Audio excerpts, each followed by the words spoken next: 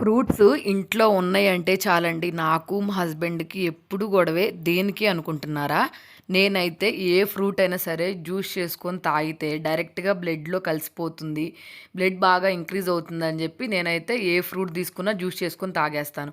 మా హస్బెండ్ ఏమో ప్రతి ఫ్రూటు అట్లా జ్యూస్ చేసుకొని తాగితే దాంట్లో ఉన్న పిప్పంతా వేస్ట్‌గా పోతుంది కదా! ఎందుకు ఫ్రూట్స్ అన్నీ అట్లా వేస్ట్ చేస్తావని చెప్పి నన్ను అరుస్తూనే ఉంటారు.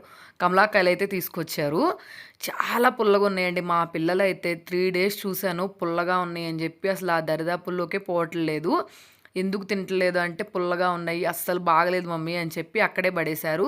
సరే దాన్ని వేస్ట్‌గా అక్కడ పడేయడం ఎందుకు అని జెప్పి నేనైతే అన్నీ కట్ చేసుకొని జ్యూస్ అయితే చేసుకొని తాగుతున్నాను. నిజంగానే మా పిల్లలన్నట్టు ఎంత పుల్లగా ఉన్నాయో నేనే అసలు జ్యూస్ తాగలేకపోయాను.